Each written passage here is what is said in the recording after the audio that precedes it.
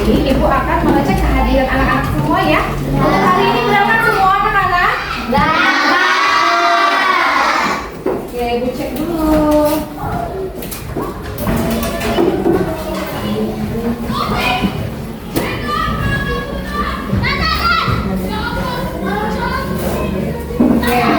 Hadir semua ya. Baiklah, biasanya kita sebelum memulai pelajaran kita ngapain dulu? Berdoa.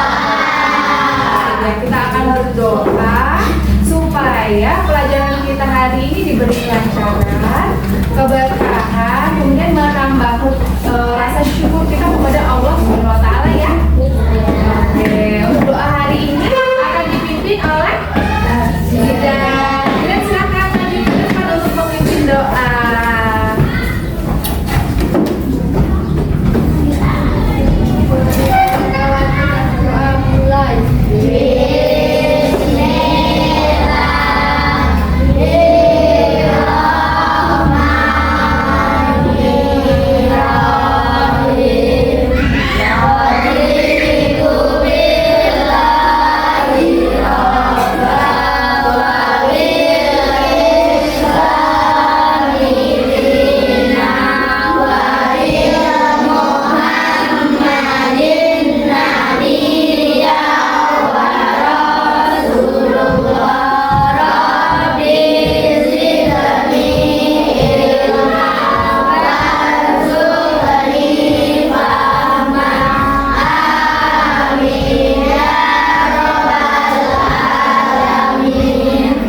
Alhamdulillah, Hirobil, amin.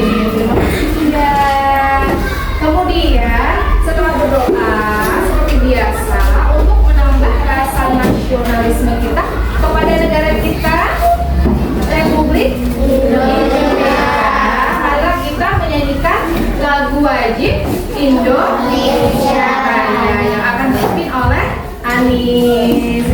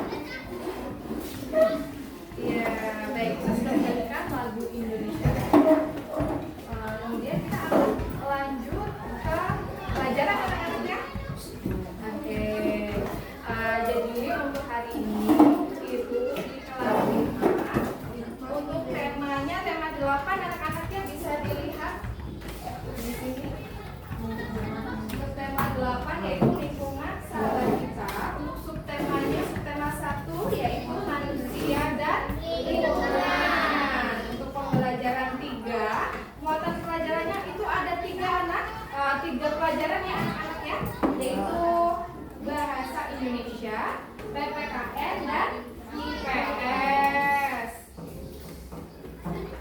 Ya, kemudian sebelum kita belajar itu ada yang namanya tujuan pembelajaran, yaitu tujuan pembelajaran yang pertama untuk pelajaran bahasa Indonesia, memulai kegiatan berdiskusi siswa, kemudian mampu mengidentifikasi peristiwa pada kemudian yang kedua untuk pelajaran bahasa Indonesia ya, melalui kegiatan pengamatan siswa mampu mengidentifikasi keragaman sosial budaya masyarakat di Indonesia. Kemudian untuk tujuan pembelajaran yang ketiga itu untuk pelajaran IPS anak-anak, yaitu melalui kegiatan mengamati siswa mampu mengidentifikasi jenis-jenis usaha dan kegiatan ekonomi masyarakat di Indonesia. Jadi sebelum belajar itu ada yang namanya tujuan pembelajaran. Kemudian kita masuk ke pembelajaran 3 anak-anak, yaitu ada beragam budaya di Indonesia. Keragaman budaya terjadi diantaranya karena masyarakat menyesuaikan dengan lingkungan sekitar. Ada sebuah daerah yang memiliki keunikan budaya berupa rumah berlan. Kira-kira anak-anak sudah tahu belum di daerah manakah itu? Ayo cari tahu di buku yang sudah Ibu bagikan.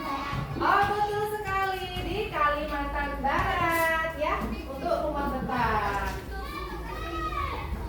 Nah, untuk rumah betang kulit palen itu seperti ini anak-anak gambarnya ya.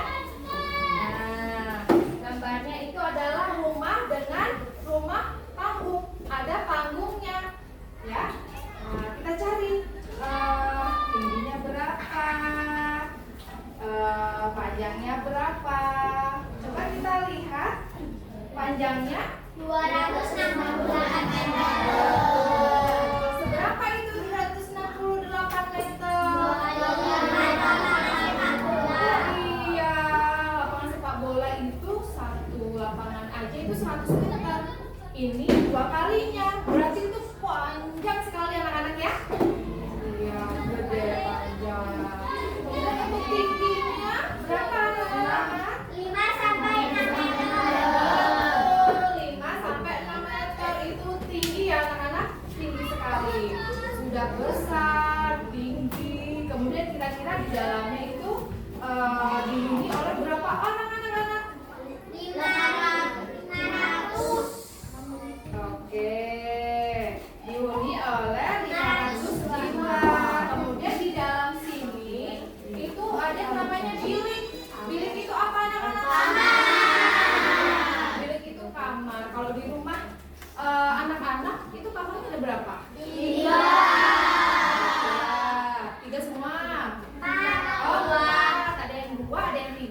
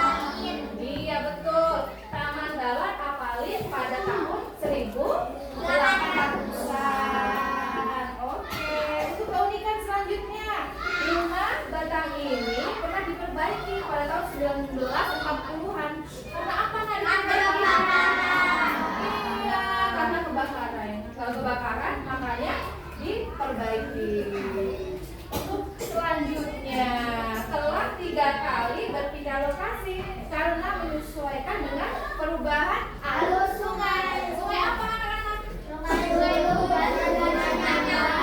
Iya, Sungai Ulu dan Sungai Nyambuy. Akibat erosi, kebanjiran Atau longsor. atau longsor. Iya, betul sekali.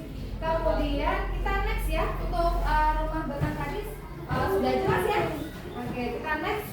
Bentuk rumah adat setiap suku bangsa menyesuaikan kondisi lingkungan alam sekitarnya. Nah, kemudian rumah adat Kalimantan biasanya berupa rumah panggung untuk menghindari Serangan hewan-hewan liar. betul. Terus bagaimana dengan rumah adat di sekitarmu, di daerahmu?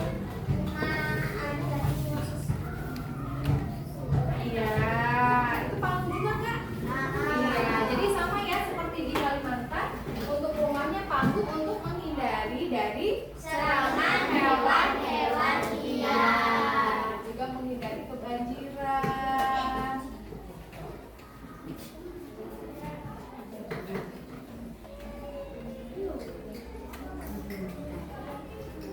Selanjutnya, ayo berdiskusi. Sudah siap berdiskusi? Oke, kita berdiskusi ya anak-anak. Untuk berdiskusinya itu ibu bagi per kelompok. Untuk kelompoknya ada kelompok 1, kelompok 2, kelompok 3 dan kelompok 4. Oke, jadi untuk soalnya seperti ini anak-anak, jawablah pertanyaan-pertanyaan berikut ini dengan berdiskusi bersama teman-teman kelompokmu. Nah, jadi untuk soalnya, untuk soal yang pertama ini akan dikerjakan, didiskusikan oleh kelompok 1. Ceritakanlah secara singkat peristiwa pada teks Rumah Betah Ulu Palin. Untuk soal nomor 2 akan didiskusikan oleh kelompok 2. Soalnya apa keunikan rumah betah? Ya. Kemudian untuk kelompok 3, untuk soal nomor 3, soalnya apa keunikan rumah ada di daerahmu? Daerahmu di mana, anak-anak? Lampung. Di Lampung, betul. Kemudian untuk kelompok 4 itu akan kembali lagi ke soal nomor 1. Jadi kelompok 4 akan berdiskusi soal nomor 1 seperti kelompok 1 ya, yaitu ceritakanlah secara singkat peristiwa pada teks Rumah Betah Ulu Palin. Untuk soalnya bisa dilihat di sini. Nanti anak-anak silahkan dikerjakan. Ibu kasih waktu 4 menit anak-anak ya. Oke. Gimana anak-anak, sudah selesai semua? Sudah. Kita mulai diskusinya ya. Kita mulai dari kelompok 2. Silakan didiskusikan untuk soal nomor 2. Apa keunikan rumah betah? Silakan maju ke depan bersama kelompoknya.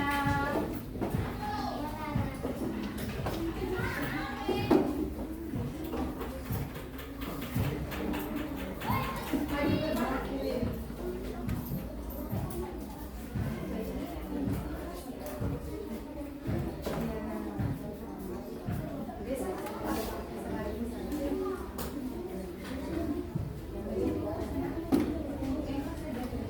Oke.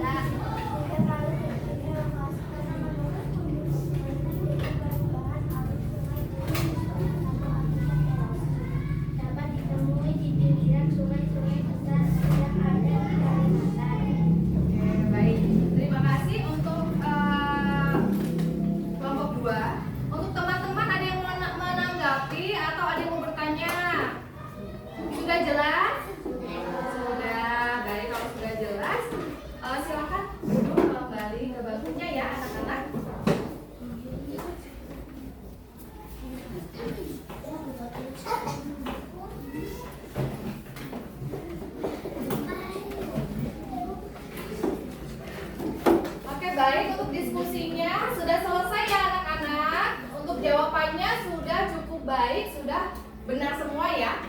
Oke, terima kasih untuk anak-anak semua. Kita lanjutkan pelajaran selanjutnya. Oke, pelajaran selanjutnya. Bisa diperhatikan di depan anak-anak ya. Untuk rumah adat ini itu di buku sudah ada. Jadi anak-anak bisa dibaca sambil menyimak ibu menjelaskan di depan ya. Oke. Jadi rumah adat merupakan salah satu keragaman budaya di Indonesia. Adakah keragaman lain dalam budaya Indonesia? Ayo bacalah teks berikut ini. Jadi anak-anak disuruh membaca teks yang ada di buku sambil memperhatikan ibu menjelaskan. Oke, sudah dibuka bukunya? Sudah. Baik, jadi kita mulai dari rumah adat di Aceh. Oke, ada yang sudah tahu seperti apa? Seperti ini anak-anak. Jadi untuk Sumatera, daerah ya betul, rumah panggung. Jadi untuk Sumatera itu rata-rata untuk rumah adatnya itu berbentuk rumah panggung. Untuk namanya ada yang tahu? Ya betul, semua. Jadi untuk rumah adat di Aceh itu bernama Rombage. Untuk rumah adat selanjutnya yaitu rumah adat dari Sumatera Utara. Itu ada sukunya di sana, namanya suku Batak. Nah, untuk rumahnya itu seperti ini. Ada yang sudah pernah lihat? Belum. Itu kalau anak-anak main ke Taman Mini itu biasanya ada rumah-rumah adat di seluruh Indonesia dari Sabang sampai Merauke. Iya. Jadi untuk rumah adat Sumatera Utara ini itu untuk atapnya itu berbentuk runcing anak-anak ya. Itu seperti banteng ya, runcing gitu. Ada yang tahu namanya? Rumah bolon. Bolon, ya benar, rumah bolon ya. Untuk selanjutnya rumah adat dari Sumatera Barat yaitu atau Padang. Nah, ada yang tahu bentuknya? Bentuknya seperti ini anak-anak. Seperti kepala kerbau ya. Pasti kalau ini sudah pernah lihat semua ya. Apa? Rumah makan. Iya benar. Di mana-mana ada yang namanya rumah makan Padang. Hampir rata-rata bentuknya seperti itu anak-anak ya. Kalau untuk namanya ada yang tahu? Rumah gadang. Ya pintar, rumah gadang. Ya hebat sekali. Kemudian untuk rumah adat selanjutnya yaitu rumah adat daerah kita sendiri. Lampung. Iya. Ada yang tahu? Rumah pusat. Iya, bentuknya seperti apa? Rumah panggung. Iya, rumah panggung. Masih banyak nggak ini di Lampung? Masih ya, tapi sudah jarang. Karena sekarang sudah jarang. Di Waikanan ya, iya benar, di Waikanan, di Liwa, di daerah sana masih banyak ya rumah panggung ya. Oke, untuk selanjutnya rumah adat dari Jawa Barat. Iya, seperti ini. Jawa Barat, untuk namanya apa? Kasepuhan. Iya, Kasepuhan. Oke, kita lanjut ke rumah adat Jawa Tengah. Ya, Joglo. Bentuknya seperti ini. Kemudian kita menyeberang ke rumah adat dari Bali. Bali itu identik dengan yang namanya Candi Gapura. iya, identik dengan gapura. Jadi namanya juga gapura. Candi Gapura. Untuk yang terakhir kita nyebrangnya jauh sekali, yaitu kan Sulawesi Selatan. Seperti ini anak-anak bentuknya. Hampir ya rumah adat. Nah, untuk rumah adatnya hampir mirip dengan rumah adat yang ada di Sumatera Utara, cuma dia lebih lebar, lebih tebal ya untuk adatnya. Oke. Namanya tongkonan. Oke anak-anak, untuk rumah adat sudah cukup jelas ya dari setiap daerah di Indonesia. Kemudian kita lanjut ke tarian daerah ya nak. Tarian Aceh itu ada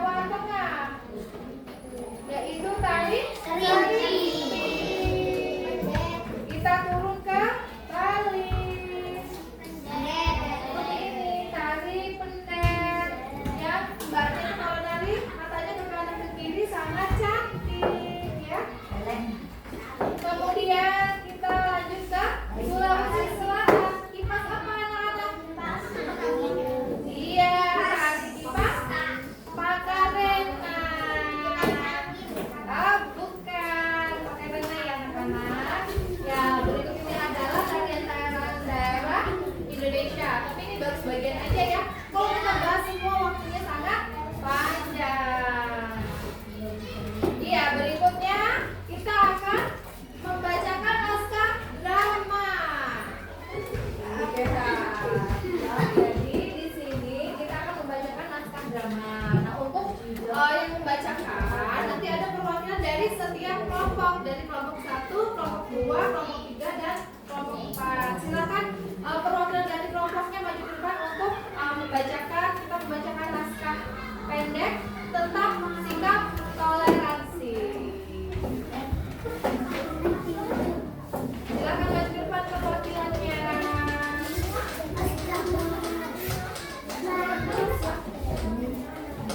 Yuk, maju yuk. Maju ya, maju yuk. Betul.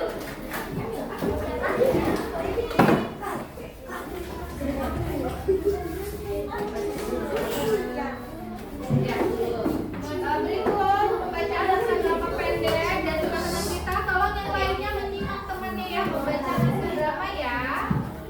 Perhatikan temennya ya anak-anak ya. Silakan. Ruhatul pergi ke rumah dia bersama teman Aziza. Mereka berencana hendak mengerjakan tugas yang diberikan oleh guru. Widya adalah siswa pindahan dari daerah Bali dan bersekolah di sekolah tempat Mas Ruhatul dan Aziza yang berada di Pulau Jawa.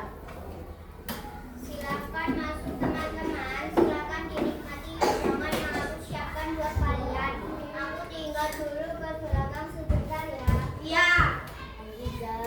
Iya, ada apa Mas Ruhatul? Kamu kan buka jeruk, ada jeruk besar di pojok ruangan itu kelihatannya benar.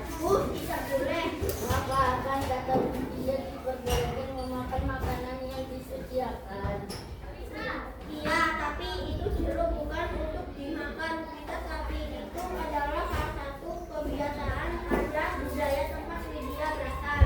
Oh, itu ya. Kalau begitu kita makan yang disediakan di meja kita saja.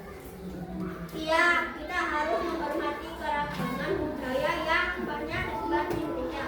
Benar sekali.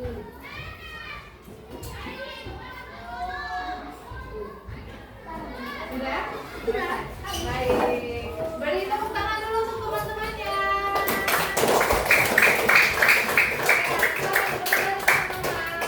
Jadi seperti itu anak-anak ya, contoh membacakan naskah drama pendek tentang sikap toleransi. Jadi seperti itu ya.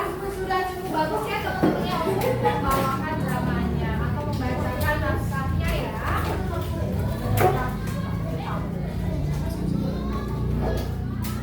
Ya, silakan dulu. Kemudian kita akan berlanjut ke pelajaran selanjutnya. Ya, selain keragaman budaya, ada berbagai jenis usaha dan kegiatan ekonomi dalam masyarakat. Apa saja itu? Nah, di sini ayo kita membaca. Anak-anak bisa dibuka bukunya ya. Jadi sambil membaca sambil menyimak itu jelaskan. Jadi usaha dengan mengolah sumber daya alam. Jadi jenis usaha bidang produksi yang bergerak di dalam pengolahan sumber daya alam. Sumber daya alam itu ada apa aja? Ada hewan, ada tumbuhan, ya. Disebut agraris atau pertanian. Jenis usaha yang termasuk bidang agraris atau pertanian antara lain itu ada perkebunan, terus ya, terus ya, pertambangan. Nah, yang digunakan apa bahannya dari perkebunan? Yang digunakan itu umumnya dilakukan di daerah pedesaan. Karena apa? Ya, karena tanahnya masih luas atau lahannya luas ya anak-anak ya.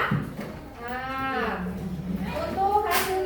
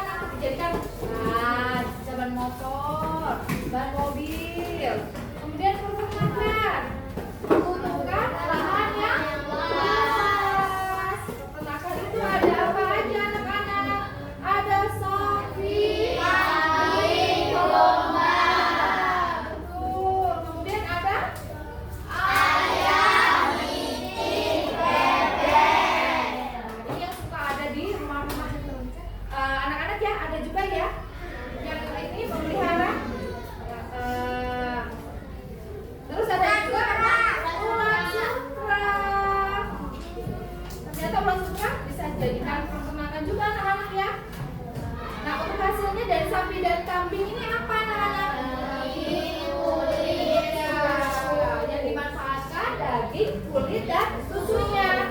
Kalau ayam, itik, dan bebek, daging dan seperti yang biasa kita makan di rumah, ya. Kalau ulat sutra apanya, anak-anak? Diambil seratnya untuk dibuat kain sutra yang halus dan mahal, ya. Terus selanjutnya perikanan. Perikanan ini dilakukan di daerah pantai, bendungan, kolam, di persawahan. Untuk hasilnya apa, anak-anak? Untuk hasilnya ada ikan bandeng, jahe, tongkol, gurame, salmon, dan garam. Ada juga lele, ya. Untuk hasilnya apa? Kebutuhan hidup. Iya, kebutuhan hidup untuk makanan ya anak-anak ya.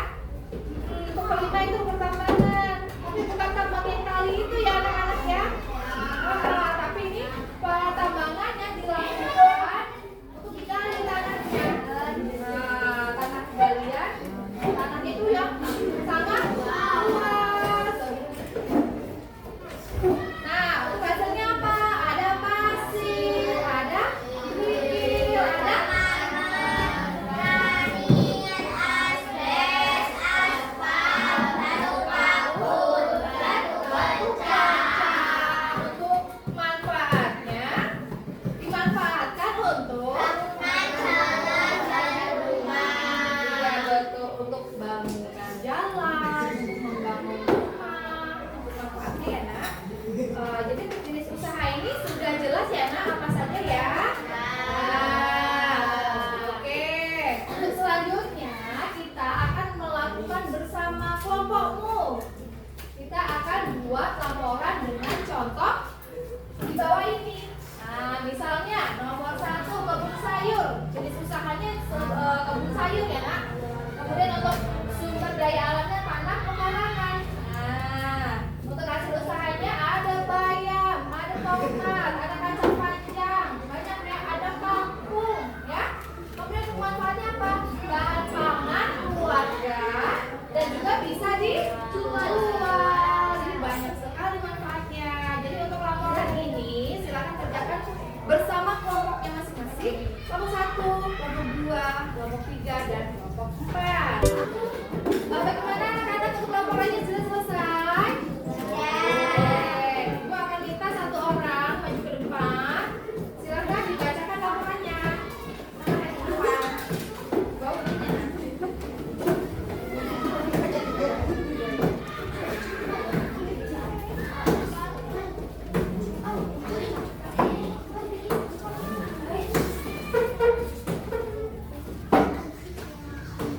Ayo dapat laporannya. Aku tiga.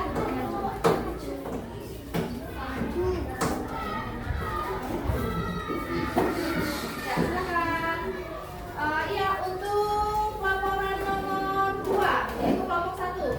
Silakan dibaca.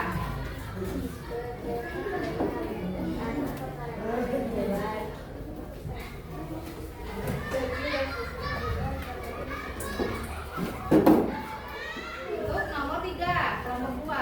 Jenis usaha tambak udang, sumber daya alam yang digunakan tepi laut dan hewan, hasil usaha udang, manfaat kebutuhan pangan keluarga dan penduduk. Nomor 4. Usaha pertanian hewan, sumber daya alam yang digunakan dalam usahawan, hasil usaha tani, manfaat kebutuhan pangan keluarga dan penduduk. Ya, nomor 5. Usaha kerajinan hasil usaha tempe, manfaat kebutuhan pangan dan penduduk. Nah, betul, udah pintar semua ya. Silakan kembali duduk ke tempatnya masing-masing. Nah, untuk laporannya, untuk jawabannya sudah baik. Jadi, Ibu rasa sudah paham semua ya? Ya. Ya, baik. Kita lanjutkan pelajarannya. Nah, ini jawabannya sudah sama ya, kurang lebih sama. Nah, sekarang kita evaluasi anak-anak apa yang telah kita pelajari hari ini, apa yang sudah anak-anak pelajari hari ini. Nah, apa aja yang sudah dipelajari? ini saya belajar tentang apa saja?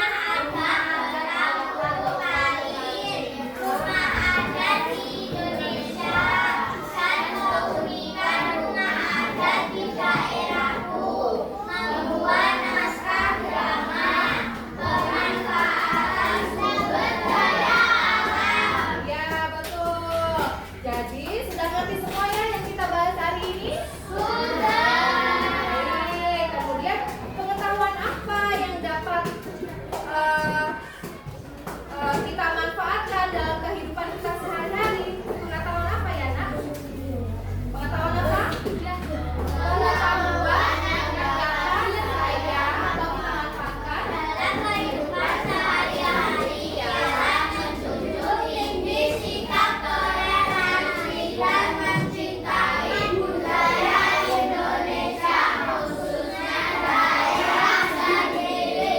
Ya, betul sekali. Jadi untuk pelajaran kita hari ini sudah selesai. Jadi ibu minta kepada anak-anak untuk selalu menjunjung tinggi toleransi. Di mana itu anak-anak? Di sekolah, di lingkungan masyarakat. Dimanapun kita harus punya sikap toleransi. Iya betul. Anak di rumah pun harus selalu rajin belajar.